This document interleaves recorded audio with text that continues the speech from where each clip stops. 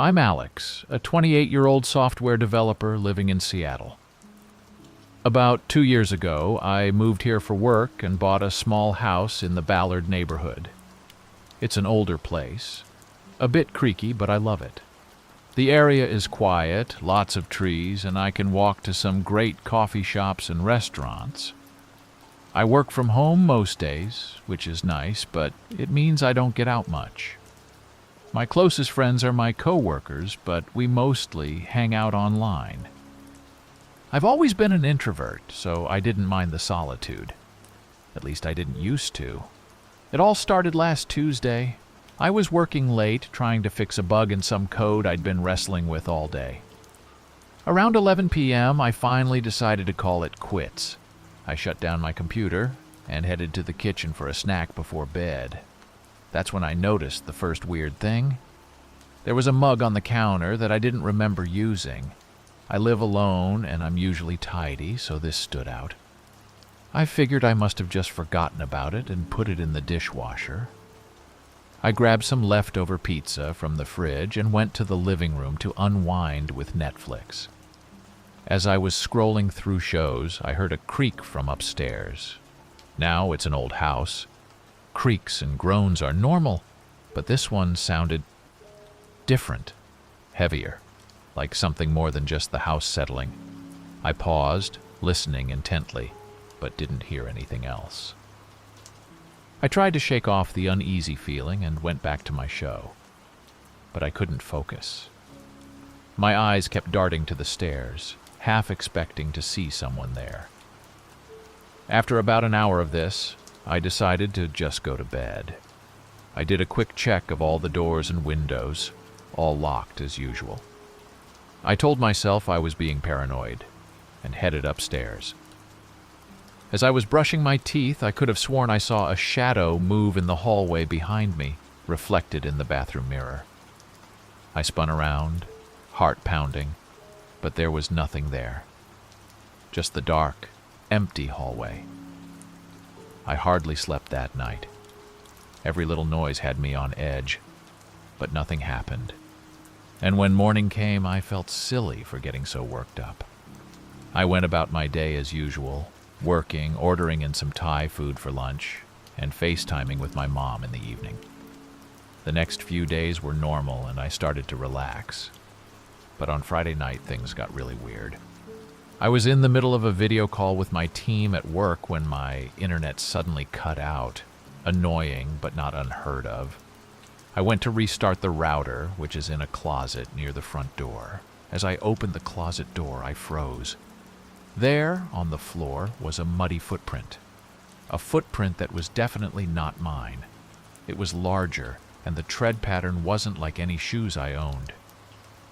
I stood there staring at it, trying to come up with some rational explanation. Had I tracked it in somehow without noticing? But I hadn't been out in days, and it looked fresh. I closed the closet door and backed away, my mind racing. Someone had been in my house. Maybe they still were. I wanted to run to get out of there, but I was terrified of making any noise. What if they were waiting for me to do just that? With shaking hands, I pulled out my phone to call 911. That's when I heard it. A creak from upstairs, followed by the unmistakable sound of a floorboard shifting under someone's weight. I bolted for the front door, fumbling with the lock in my panic. I could hear footsteps now quickly coming down the stairs. I finally got the door open and ran outside, not daring to look back. I sprinted down the street, not even sure where I was going. I ended up at a coffee shop a few blocks away, breathless and terrified. The barista must have seen the fear on my face because she immediately asked if I was okay. I managed to stammer out that I thought someone was in my house, and she called the police for me. The police arrived quickly and went to check out my house. They searched every room, every closet, but found no one. However, they did find evidence that someone had been there. My bedroom window was open. I always keep it locked. There were more muddy footprints upstairs, and some of my electronics were missing. They think the intruder must have left when they heard me come downstairs, probably through the bedroom window. The idea that I had been in the house with them completely unaware for who knows how long, it made me sick to my stomach. I couldn't stay there, not after that.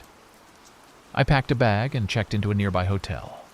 The police said they'd increase patrols in the area, but I knew it wouldn't be enough to make me feel safe in that house again. That was a week ago. I'm still at the hotel, trying to figure out what to do next. The police haven't found any leads. My company has been understanding, letting me work remotely from the hotel, but I can't stay here forever. I've been back to the house a couple of times during the day, always with a friend. It feels different now, tainted, like it's not really mine anymore. I've been packing up some clothes and essentials, but I can't bring myself to stay there overnight. I decided to go back to the house to grab some more of my stuff. My friend Jake offered to come with me, which I gladly accepted. We arrived around noon, and everything seemed normal at first. We chatted as I packed up some more clothes and toiletries. As I was grabbing some books from my shelf, I noticed something odd. The shelf looked like it had been moved slightly. I probably wouldn't have noticed if I hadn't been so on edge lately. I pulled it away from the wall, and there was a small piece of paper tucked behind it. My hands were shaking as I unfolded it. It was a note, written in messy handwriting. "I'll be back." I nearly threw up right there. Jake saw my face and asked what was wrong. I showed him the note, and he immediately called the police. How long had that been there? Did they miss it during their search? Or had someone been back since then?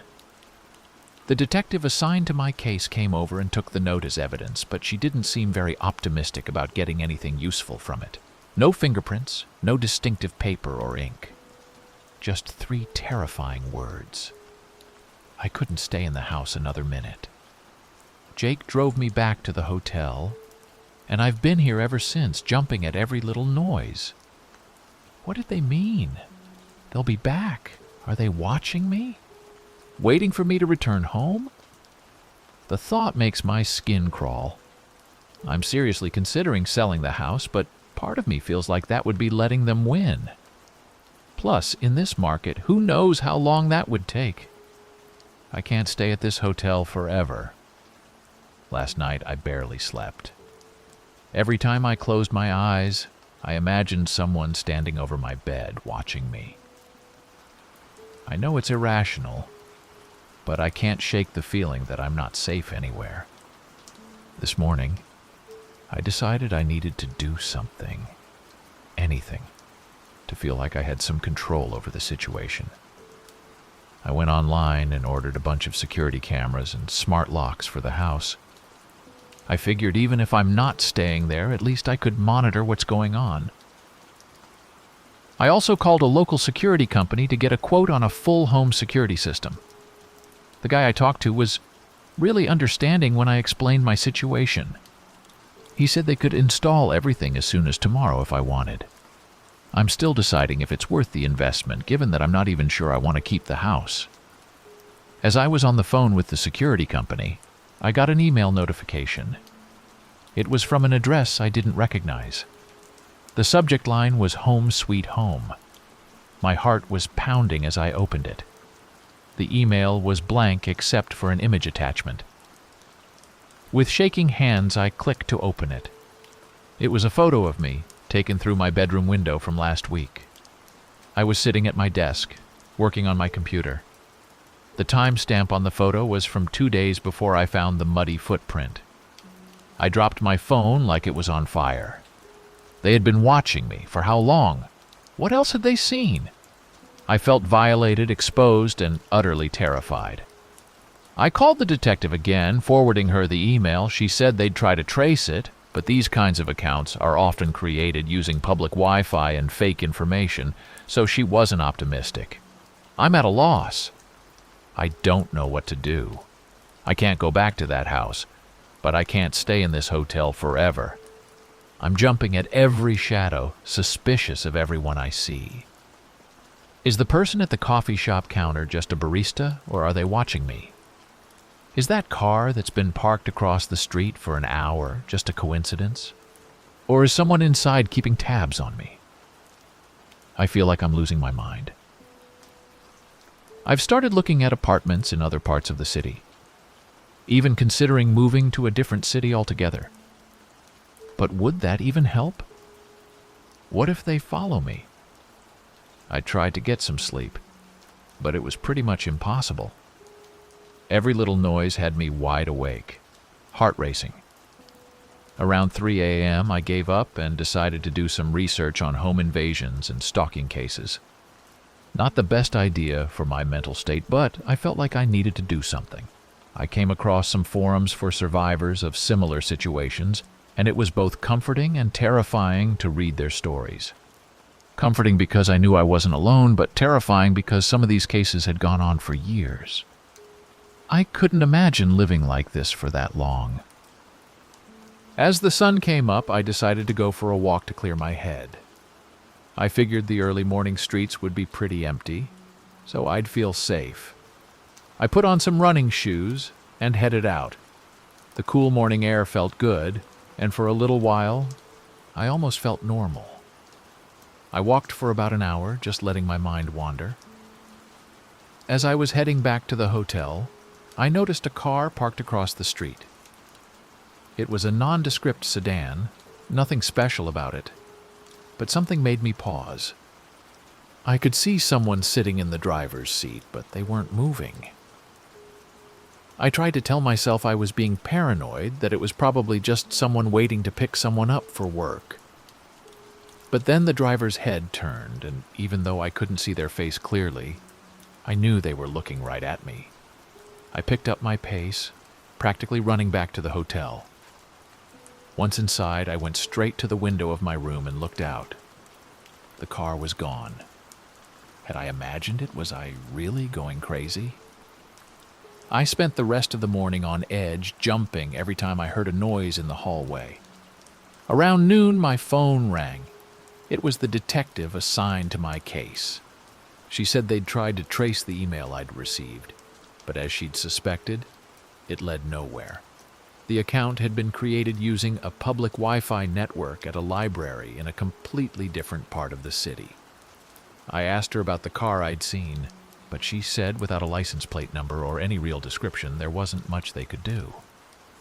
She advised me to keep a log of any suspicious activity I noticed, just in case a pattern emerged. After hanging up, I felt utterly helpless. I decided to take action on the one thing I could control: securing my house. I called the security company back and scheduled the installation for the next day. It was expensive, but at this point I didn't care about the cost. I just wanted to feel safe. I spent the afternoon researching self-defense classes in the area. I found a gym nearby that offered courses specifically designed for people who had experienced break-ins or stalking. I signed up for a class starting next week. As evening approached, I started to feel claustrophobic in the hotel room. I needed to get out to be around people. I decided to go to a nearby restaurant for dinner. I chose a busy place, figuring I'd feel safer in a crowd. I got a table near the back where I could see the whole restaurant. The food was good, but I barely tasted it. I kept scanning the room looking for anyone who seemed out of place or who might be watching me. That's when I saw him. A man sitting alone at the bar, facing my direction. He wasn't looking at me, but something about him seemed familiar. It took me a moment to place him, but then it hit me. He looked like the person I'd seen in the car that morning. My heart started racing. Was he following me? Or was I just seeing threats everywhere now? I debated what to do. Should I confront him? Call the police? Just leave? Before I could decide, he got up and headed toward the restrooms. As he passed by my table, he glanced at me and gave a slight nod, like strangers sometimes do. But there was something in his eyes. Was it recognition? I couldn't take it anymore. I threw some cash on the table and practically ran out of the restaurant. I took a convoluted route back to the hotel, constantly looking over my shoulder. By the time I got back to my room, I was a mess. I'm writing this now, hours later, and I still can't calm down. Was that really the same man from this morning? Am I just seeing threats everywhere now? How am I supposed to live like this, suspicious of everyone and everything? I don't know what to do next. The security system is being installed tomorrow, but I'm not sure I'll ever feel safe in that house again. I'm considering reaching out to my parents, maybe staying with them for a while. They live in a small town in Oregon, far from here. But would that just be running away? And what if whoever this is follows me there? I spent another sleepless night at the hotel. The next morning, I headed to my house to meet the security company. As they were installing the system, I kept looking out the windows, half expecting to see that car or the man from the restaurant. But the street was quiet. The security guys were great, explaining everything as they went. They set up cameras covering every entrance, motion sensors throughout the house, and a state-of-the-art alarm system. They even threw in a panic button that I could wear as a necklace. For the first time in weeks, I felt a glimmer of hope. After they left, I decided to stay at the house that night. I know it sounds crazy, but I figured with the new security system it might actually be safer than the hotel. Plus, I was tired of feeling like a victim always running away. That first night back was tense. Every little noise had me on edge, but nothing happened. The next day, I worked from home, constantly checking the security camera feeds on my phone. Still nothing. By the third day, I was starting to relax a little. Maybe whoever it was had given up. I even managed to get a full night's sleep. Then last night, everything changed. I was in the kitchen, making dinner, when my phone buzzed with a security alert. Someone was at the front door. I checked the camera feed and saw a delivery guy holding a package.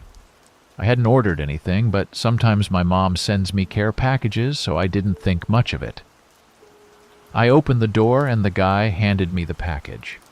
As I was signing for it, I glanced up and froze. It was him. The man from the car from the restaurant. He was wearing a delivery uniform, but I knew it was him. He must have seen the recognition in my eyes because his whole demeanor changed. He lunged at me, trying to force his way into the house. I screamed and stumbled backward, my finger instinctively pressing the panic button on my necklace. What happened next is a blur. I remember him grabbing me, trying to cover my mouth. I fought back, kicking and scratching. We crashed into the living room, knocking over a lamp.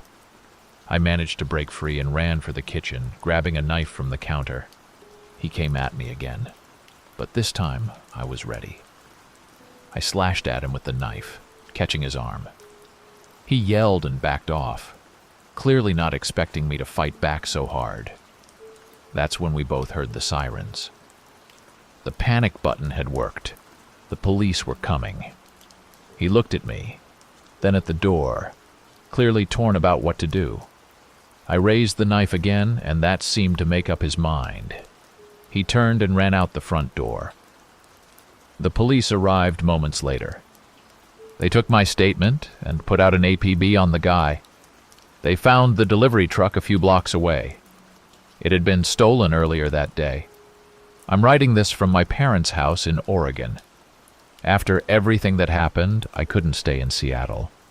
The police are still investigating, but they're optimistic about catching the guy. Apparently, he'd been targeting people who live alone in several neighborhoods, not just me. I'm still jumpy, still looking over my shoulder. But I also feel stronger. I fought back. I protected myself. And in doing so, I might have helped stop this guy from hurting anyone else. I don't know what the future holds. I'm not sure if I'll ever go back to that house in Seattle. But I do know that I'm not going to let fear control my life anymore. I need to share something that happened to me a few years ago that I still can't shake. I live in a cozy apartment in the outer Richmond neighborhood of San Francisco. My roommate and I had been living there for about 2 years, and it always felt like a safe and quiet place. That particular weekend, my roommate was out of town visiting family, so I had the place to myself. I was looking forward to some me time, catching up on my reading, and maybe binge-watching a few shows. The day started out just like any other. I spent most of the morning running errands and doing some grocery shopping. In the afternoon, I cleaned up the apartment a bit and prepared a simple dinner. As evening rolled around, I decided to settle in with a movie. It was a cool, foggy night typical of San Francisco, and everything felt calm and peaceful. Around 10 p.m., I started to get sleepy and decided to head to bed. I did my usual routine, double-checked that all the doors and windows were locked, turned off the lights, and climbed into bed with a book. I must have dozed off pretty quickly because the next thing I knew, I was waking up to a strange noise. At first I thought it was just the wind or maybe a stray animal outside, but then I heard it again. It was a faint, persistent scratching sound, like someone or something was moving around near the back of the house. I tried to brush it off, telling myself it was nothing, but I couldn't shake the uneasy feeling that something wasn't right. I got up and walked to the window to take a look. The backyard was dark, and I couldn't see anything unusual. I stood there for a few moments, listening intently, but the noise had stopped. Feeling a bit silly for getting spooked, I went back to bed and tried to fall asleep. About an hour later, I was jolted awake by a loud bang. My heart was racing as I lay there, trying to figure out what had happened. I heard footsteps, soft but unmistakable, coming from the hallway outside my bedroom. My mind was racing with thoughts of what to do. I didn't have any weapons or anything to defend myself with. I grabbed my phone and quietly moved to the bedroom door, trying to stay as silent as possible. I listened carefully and heard the footsteps again, closer this time. It sounded like someone was slowly making their way through the apartment, searching for something. I felt a surge of panic and decided I needed to act. I tiptoed to the kitchen, hoping to find something I could use to protect myself. As I moved, I could hear the intruder's movements, now more deliberate and methodical. My hands were shaking so badly, I could barely grip the heavy kitchen knife I had picked up. I backed into a corner, clutching the knife and trying to stay calm. The intruder's footsteps grew louder, and I could tell they were getting closer to the kitchen. I held my breath, praying they wouldn't come in. Just then, I heard the sound of a window opening. My heart pounded as I realized the intruder was trying to escape. I heard a few more noises, then silence. I waited a few moments before gathering the courage to move. I crept to the window and looked out, but I couldn't see anything in the darkness. I decided to call 911 and report the break-in. The operator was calm and told me to stay on the line until the police arrived. I locked myself in the bathroom, still clutching the knife, and waited. The police arrived within minutes, but it felt like an eternity. They searched the apartment and found that the intruder had indeed entered through a back window, which they had broken to gain access. The officers assured me that everything was secure and that they would patrol the area to make sure the intruder was gone. I was still shaken up, but I felt a bit better knowing the police were there. They offered to stay with me for the night, but I called a friend who came over to stay with me instead. I couldn't bear the thought of being alone after what had happened. The next day, I called my landlord and had the window fixed. I also added some extra security measures to the apartment, like installing better locks and getting a security camera. I couldn't shake the feeling of vulnerability, and it took a long time for me to feel safe in my own home again. The days following the break-in were tough. I couldn't stop thinking about how someone had been inside my home, violating my personal space. Every noise seemed amplified, and I jumped at the slightest sound. My friend who had stayed with me the night of the incident continued to check in on me regularly, which helped a lot. I also talked to my roommate about what happened, and she was understandably freaked out but supportive. I decided to take some additional steps to ensure our safety. Besides the new locks and security camera, I invested in some motion sensor lights for the backyard and front porch. I also signed up for a neighborhood watch program. The community in Outer Richmond is pretty tight-knit, and they were all sympathetic and offered their support. It made me feel a bit better knowing that others were keeping an eye out as well. About a month passed, and life slowly returned to normal. The police never found the intruder, which was unsettling, but I tried to focus on the positives. I felt like I was taking control of my safety and doing everything I could to prevent something like that from happening again. One Friday evening, I decided to invite a few friends over for a small get-together. I thought it would be a good way to lift my spirits and reclaim my space. We had a great time, laughing, eating, and just enjoying each other's company. For the first time in weeks, I felt genuinely relaxed and happy. After my friends left, I cleaned up and got ready for bed. It was around midnight, and I felt a bit uneasy as I did my usual routine of checking all the doors and windows. Despite all the security measures, the memory of that night still lingered in the back of my mind. I reminded myself that everything was secure and that I was doing everything I could to keep myself safe. I climbed into bed, turned off the lights, and lay there in the dark trying to fall asleep. Just as I was starting to drift off, I heard a noise that sent chills down my spine. It was the same faint scratching sound I had heard the night of the break-in.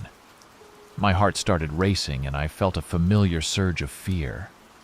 I grabbed my phone and checked the security camera feed. To my horror, I saw a figure moving around in the backyard. They were dressed in dark clothing, and I couldn't make out any details, but it was clear that someone was there. I immediately called 911, trying to keep my voice steady as I explained the situation. The operator told me to stay calm and stay on the line until the police arrived. I locked myself in the bathroom again, clutching my phone and listening intently to the sounds outside. The scratching noise continued, followed by a soft thud like the person was trying to find a way in. I could hear my own heartbeat pounding in my ears. I kept my eyes glued to the security feed, watching the figure move around the yard. Then, to my absolute horror, they moved towards the kitchen window, the same one they had broken into last time. The police arrived within minutes, but it felt like an eternity. I heard the sirens and saw the flashing lights through the bathroom window. The figure in the backyard froze for a moment before bolting towards the back fence. The officers chased after them, but I couldn't see what happened next. One of the officers knocked on the front door, and I cautiously emerged from the bathroom to let them in. I was shaking all over, but the officer's calm demeanor helped a bit.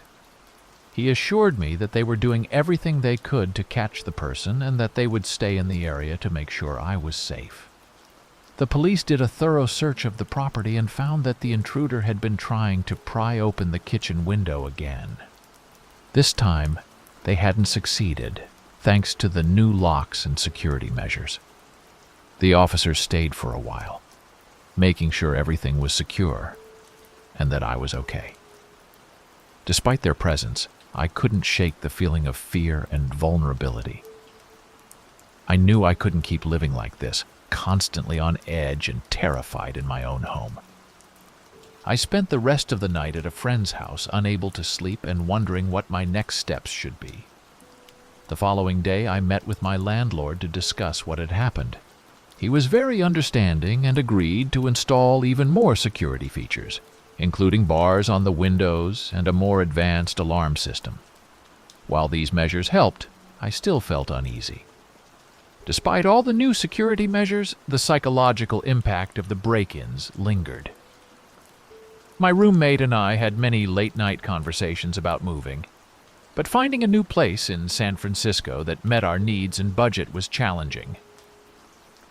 One evening, about a month after the second break-in attempt, I decided to take a long walk to clear my head. The weather was unusually warm for San Francisco, and the streets were bustling with activity. I found comfort in the noise and the crowds, a stark contrast to the eerie quiet of my apartment at night.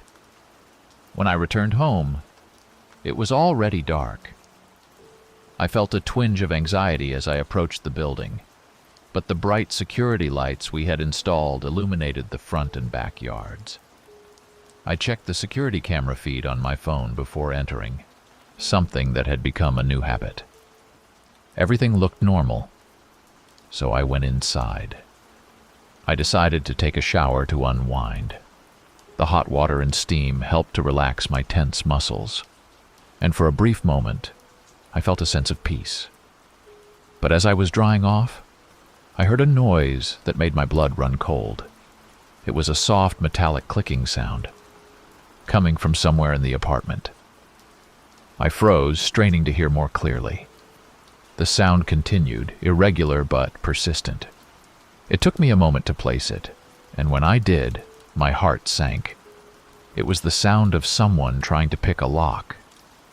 I grabbed my phone and quietly made my way to the hallway. The noise was coming from the front door. I dialed 911, whispering to the operator that someone was trying to break in again.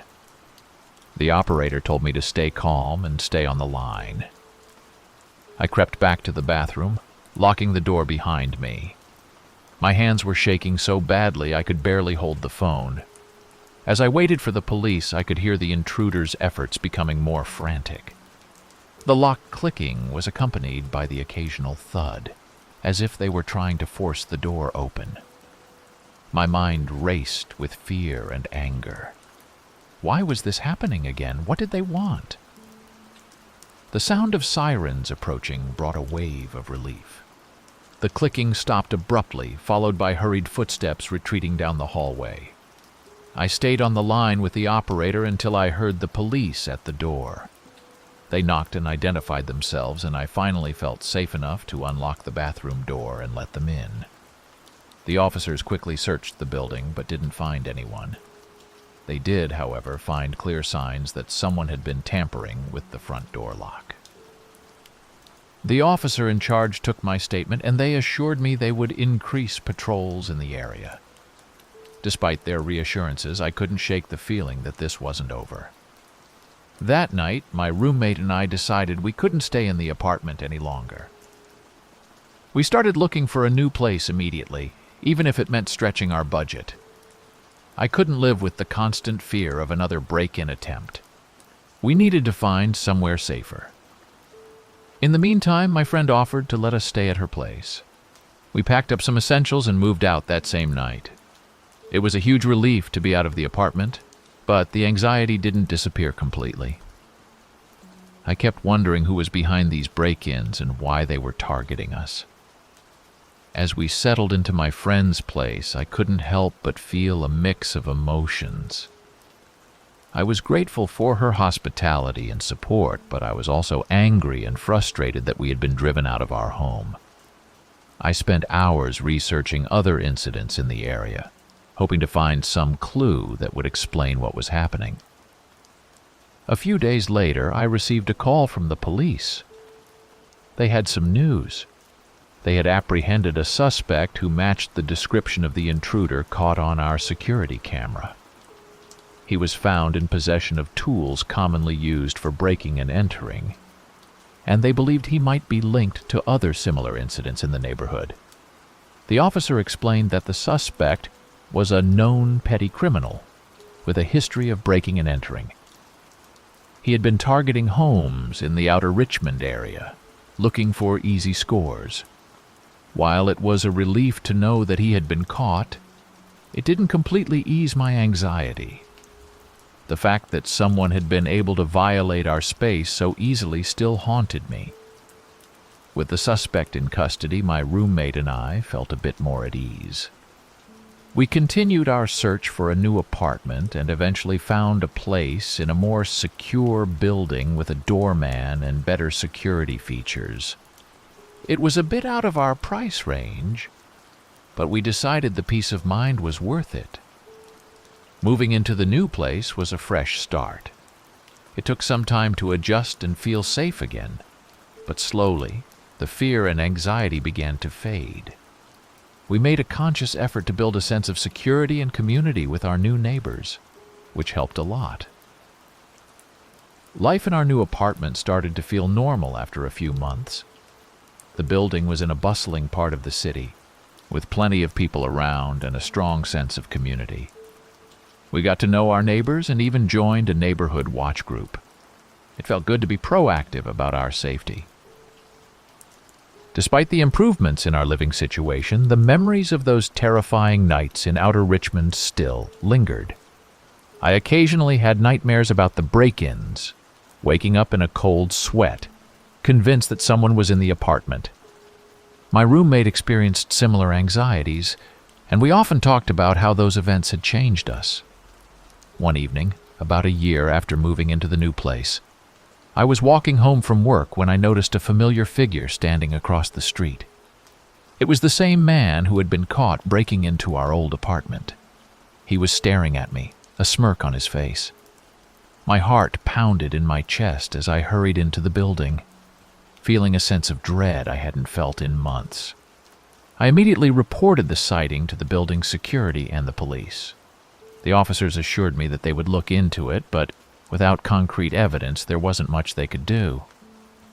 The man hadn't done anything illegal by just standing on the street. Still, the encounter left me on edge, and I couldn't shake the feeling that he was watching me. The next few weeks were tense. I constantly looked over my shoulder, expecting to see him lurking around every corner. My roommate and I doubled down on our security measures, making sure we never left the apartment without setting the alarm and locking every door and window. One night, I woke up to the sound of my phone buzzing. It was a notification from our security system. Someone had triggered the motion sensor in the hallway outside our apartment. I checked the camera feed and saw the man from before standing in the hallway, looking directly at our door. I felt a surge of panic as I called 911. The operator assured me that officers were on their way. I woke my roommate and we huddled in the bedroom, waiting for the police to arrive. We could hear the man moving around outside, trying the door handle and tapping on the door. The police arrived quickly, but the man was gone by the time they got there. They found no signs of forced entry, but it was clear he had been there, taunting us. The officers took our statements and promised to increase their patrols around the building. The next morning, we met with the building's management to discuss additional security measures. They agreed to install more cameras and improve the lighting in the hallways. We also decided to change our routines, hoping to make it harder for the man to predict our movements. Despite our best efforts, the fear remained. Every time I left the apartment, I felt a knot of anxiety in my stomach. I started carrying pepper spray and a personal alarm, just in case. My roommate and I made a pact to always check in with each other when we were out and about. A few weeks later, we got some good news. The police had apprehended the man again, this time for breaking into another apartment building in a different part of the city. He was caught on camera and was facing charges for multiple break-ins. It was a huge relief to know that he was off the streets, at least for now. With the man in custody, we finally started to feel a sense of closure. We continued to be vigilant, but the constant fear began to fade. We resumed our normal routines, slowly rebuilding our sense of safety and security. The whole experience taught us a lot about resilience and the importance of community. Our neighbors and friends had been incredibly supportive, helping us through some of the darkest moments. It also reinforced the idea that while we can take steps to protect ourselves, there are some things that are out of our control. As time went on, we became more involved in our community, working with local organizations to promote safety and security in the neighborhood. It felt good to give back and to know that we were helping others avoid the same experiences we had gone through. Looking back, I realize how much that night in outer Richmond changed me. It made me more aware, more cautious, and more appreciative of the little things that make a place feel like home. I still get anxious from time to time, but I've learned to manage it and to focus on the positive aspects of my life. I live in a small town just outside of Pittsburgh.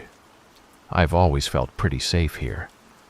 It's a quiet neighborhood where everyone knows each other, and nothing ever really happens. About 2 years ago, I was home alone for the weekend because my roommate had gone to visit family. I was actually looking forward to having the place to myself, catching up on some reading, and maybe binge-watching a new series. On Saturday night, I ordered some takeout, settled in on the couch, and started watching a movie. Everything was great until about 11 p.m. I was halfway through my movie when I heard a strange noise coming from the back of the house. It sounded like a scratching or scraping sound, almost like someone was trying to open a window. At first, I thought it might be a raccoon or some other animal. We've had issues with them before, so I didn't think much of it. But then, I heard it again, louder this time. My heart started racing. I paused the movie and listened carefully.